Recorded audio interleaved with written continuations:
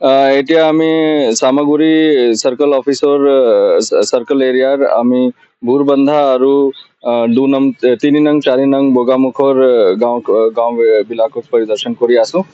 ইয়াতো ব্ৰহ্মপুত্ৰৰ লেভেল আটাইতকৈ বঢ়াৰ কাৰণে আমাৰ চাৰ্কলত টোটেল 9খন গাঁও এফেক্ট হৈছে আৰু আমি জিআৰৰ ব্যৱস্থা কৰি আছো, কিন্তু কিছুমান আমাৰ ইনফ্ৰাষ্ট্ৰাকচাৰ ডেমেজ হৈছে। ধৰক ইয়াত এটা এগ্ৰিড বণ্ড আছিল PNRD, এইটো ডেমেজ হোৱাৰ কাৰণে কিছুমান ফেমিলি এফেক্ট হৈছে আৰু আমাৰ ব্ৰহ্মপুত্ৰৰ লেভেল বঢ়াৰ কাৰণেও কিছুমান এফেক্ট হৈছে। চ' ইয়াৰ কাৰণে কি কৰিব পৰা যায় এইটো আমি এছেছ কৰিম। এতিয়া আমাৰ ৰেস্কিউ ৰিলিফ এইটো ব্যৱস্থা চলি আছে। কালি আমি 30জন মানুহক জাষ্ট মাথাউৰি এপাৰ পৰা ৰেস্কিউ কৰিছিলো এইখিনি গাঁৱত। চ' আমাৰ ৰিলিফ দিয়াৰ মেইন উদ্দেশ্য আছে যে ভালকৈ ৰিলিফ মানুহে পাওক আৰু যদি কোনোবাক ৰেস্কিউ দৰকাৰ হয় ৰেস্কিউৰ এতিয়া আমি ব্যৱস্থা কৰি আছো। ছিঙি নিছে এইটো কাৰণে স্যাৰ সোনকালে কিবা এটা ব্যৱস্থা কৰা। এইটো ইয়াত পাতখিনি মই গম পাওঁ, এতিয়া এক্সিকিউটিভ ইঞ্জিনিয়াৰক পঠাম। তাৰ পাছত এইটো কেনেধৰণে এইটো কৰিব পৰা যায়, কিমান এইটো ডাঙৰ ব্ৰিজ আছে এইবিলাক এছেছ কৰি পানী কমাৰ পাছত এইটো একশ্যন হ'ব। এতিয়া আমি চামাগুৰি চাৰ্কল অফিচৰ চাৰ্কল এৰিয়াৰ আমি বুৰবান্ধা আৰু 2 নং 3 নং 4 নং বগামুখৰ গাঁও বিলাকক পৰিদৰ্শন কৰি আছো। ইয়াতো ব্ৰহ্মপুত্ৰৰ লেভেল আটাইতকৈ বঢ়াৰ কাৰণে আমাৰ চাৰ্কলত টোটেল 9খন গাঁও এফেক্ট হৈছে আৰু আমি জিআৰৰ ব্যৱস্থা কৰি আছো, কিন্তু কিছুমান আমাৰ ইনফ্ৰাষ্ট্ৰাকচাৰ ডেমেজ হৈছে।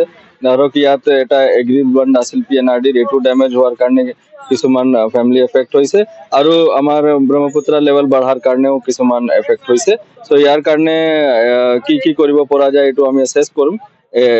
এতিয়া আমাৰ ৰেস্কিউ ৰিলিফ এইটো ব্যৱস্থা চলি আছে।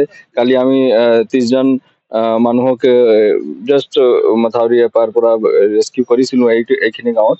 চ' আমাৰ ৰিলিফ দিয়াৰ মেইন উদ্দেশ্য আছে যে ভালকৈ ৰিলিফ মানুহে পাওক আৰু যদি কোনোবাক ৰেস্কিউ দৰকাৰ হয় ৰেস্কিউৰ এতিয়া আমি ব্যৱস্থা কৰি আছো। ছিঙি নিছে এইটো কাৰণে স্যাৰ সোনকালে কিবা এটা ব্যৱস্থা কৰা। এইটো ইয়াত পাতখিনি মই গম পাওঁ, এতিয়া এক্সিকিউটিভ ইঞ্জিনিয়াৰক পঠাম। তাৰ পাছত এইটো কেনেধৰণে এইটো কৰিব পৰা যায়, কিমান এইটো ডাঙৰ ব্ৰিজ আছে এইবিলাক এছেছ কৰি পানী কমাৰ পাছত এইটো একশ্যন হ'ব।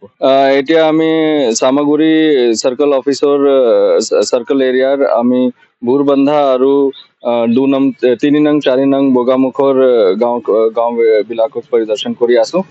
ইয়াতো ব্ৰহ্মপুত্ৰৰ লেভেল আটাইতকৈ বঢ়াৰ কাৰণে আমাৰ চাৰ্কলত টোটেল 9খন গাঁও এফেক্ট হৈছে আৰু আমি জিআৰৰ ব্যৱস্থা কৰি আছো, কিন্তু কিছুমান আমাৰ ইনফ্ৰাষ্ট্ৰাকচাৰ ডেমেজ হৈছে। ধৰক ইয়াত এটা এগ্ৰিড বণ্ড আছিল PNRD, এইটো ডেমেজ হোৱাৰ কাৰণে কিছুমান ফেমিলি এফেক্ট হৈছে আৰু আমাৰ ব্ৰহ্মপুত্ৰৰ লেভেল বঢ়াৰ কাৰণেও কিছুমান এফেক্ট হৈছে। চ' ইয়াৰ কাৰণে কি কৰিব পৰা যায় এইটো আমি এছেছ কৰিম। এতিয়া আমাৰ ৰেস্কিউ ৰিলিফ এইটো ব্যৱস্থা চলি আছে। কালি আমি 30জন মানুহক জাষ্ট মাথাউৰি এপাৰ পৰা ৰেস্কিউ কৰিছিলো এইখিনি গাঁৱত। চ' আমাৰ ৰিলিফ দিয়াৰ মেইন উদ্দেশ্য আছে যে ভালকৈ ৰিলিফ মানুহে পাওক আৰু যদি কোনোবাক ৰেস্কিউ দৰকাৰ হয় ৰেস্কিউৰ এতিয়া আমি ব্যৱস্থা কৰি আছো। ছিঙি নিছে এইটো কাৰণে স্যাৰ সোনকালে কিবা এটা ব্যৱস্থা কৰা। এইটো ইয়াত পাতখিনি মই গম পাওঁ, এতিয়া এক্সিকিউটিভ ইঞ্জিনিয়াৰক পঠাম।